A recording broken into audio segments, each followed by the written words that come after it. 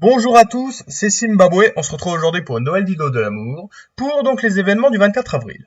Aujourd'hui, c'est l'anniversaire d'un célèbre mariage royal du XVIe siècle, le mariage de François II de France à Marie Stuart d'Écosse, donc en 1558. Il faut savoir que François II donc était le fils d'Henri II, donc dauphin de France, donc c'est déjà plutôt stylé. Et de l'autre côté, Marie Stuart était reine d'Écosse, et ce mariage permettait d'avoir une union politique donc entre la France et l'Écosse, évidemment, donc ce qui confirmait l'Old Alliance, cette alliance franco-écossaise qui a commencé dans le 12e, à partir du XIIe siècle, évidemment, donc notamment contre l'Angleterre, évidemment. Et il faut savoir que c'était un mariage qui a été célébré à Notre-Dame de Paris. Et d'ailleurs, il faut savoir qu'en fait, Marie Stuart, étant donné qu'elle avait un an de plus et qu'elle était très belle, très élancée, elle faisait beaucoup plus impression que François II, qui lui, était plus jeune, était tout ratatiné et tout frais, donc c'était plutôt coup dur. Et donc c'était un mariage plutôt stylé, parce que voilà, ça permettait à François II d'être roi d'Écosse plus roi de France, dès qu'Henri II est mort. Le problème, vous le savez sûrement, c'est qu'en fait cette union a mal terminé, étant donné qu'en 1560, François II meurt évidemment parce qu'il était très fragile, il meurt juste à 16 ans. Et Marie Stuart, de l'autre côté, n'a pas réussi à avoir d'enfant de François II. Du coup, pas d'union politique entre la France et l'Écosse.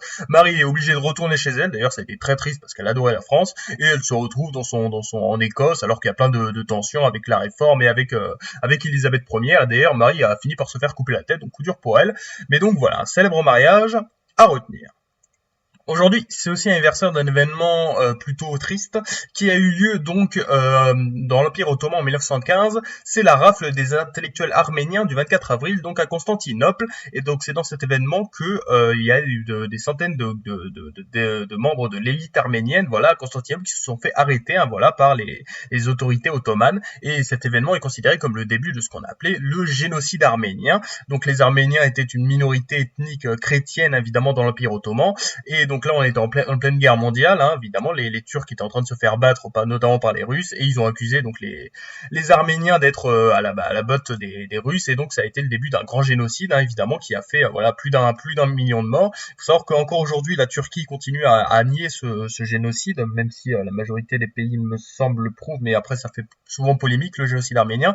Mais en tout cas, c'est un événement plutôt dur, et d'ailleurs, tous les 24 avril, c'est donc la journée de commémoration du génocide arménien. Il faut savoir qu'il y a eu une grande diaspora arménienne après ce génocide, parce que c'est la majorité du peuple qui s'est fait, le peuple arménien qui s'est fait assassiner durant en un an. Donc ça fait c'est quand même plutôt énorme, 1,2 et 1,5 million de morts pour juste 500 000 survivants. Et du coup, d'ailleurs, il y a plein d'Arméniens, d'ailleurs, qui sont allés en France notamment, donc à retenir. Et aujourd'hui, c'est aussi l'anniversaire de la mort d'un célèbre cuisinier français. C'est la mort de François Vatel, donc qui était un intendant, traiteur et maître d'hôtel français. Donc au XVIIe siècle. Il faut savoir qu'il avait d'abord travaillé pour Nicolas Fouquet, vous savez, le fameux mec qui s'était fait défoncer par Louis XIV parce que Fouquet était plus riche que lui. Et ensuite, il était entré au service donc de Louis II de Bourbon-Condé, donc un célèbre prince français qui était super stylé militairement et tout parce qu'il avait battu les Espagnols à Rocroi. Sauf qu'ensuite, il s'était fait désavouer par Louis XIV parce qu'il avait participé à la Fronde. Et donc là, on est quelques dizaines d'années plus tard, donc on est en 1671, et Louis II veut se rabibocher donc avec Louis XIV, et donc il organise une superbe fête avec plein de gens. Donc il y a toute la cour à Versailles qui est invitée, des milliers de gens à nourrir. Et du coup, Vatel, lui, il est totalement en sueur, et donc il prépare évidemment un festin énorme. Le problème, c'est qu'en fait, il y avait 75 invités de plus, et du coup, il y avait quelques endroits où il manquait de la viande. Du coup, déjà, Vatel, ça allait mal pour lui, et il était carrément en train de tomber en dépression. Et en fait, le 24, donc le matin, et là, en fait, il attendait des poissons, c'est-à-dire qu'il avait décidé de pas prendre des poissons de rivière parce qu'ils étaient nuls. Il a pris des poissons de plein de ports et tout pour faire un énorme festin. Le problème, c'est que il attendait, il y avait pas de poissons. Et du coup, qu'est-ce qui se passe? Il dit, monsieur, je ne survivrai pas à cet affront-ci. J'ai de l'honneur et de la réputation à vendre. Il prend son épée et il se suicide.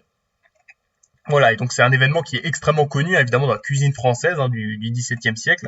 Un mec s'est suicidé parce que il en avait marre, son honneur était atteint. Et donc voilà, c'est quand même plutôt coup dur pour François Vatel, mais c'est un événement qui est très connu dans l'histoire de la cuisine française à retenir. Voilà donc les trois événements du jour. Donc on a le mariage de François II et de Marie Stuart en 1558, le rafle des intellectuels arméniens, donc qui marque le début du génocide arménien en 1915, et donc le suicide de François Vatel en 1671. C'était Zimbabwe. Merci d'avoir regardé. Bisous.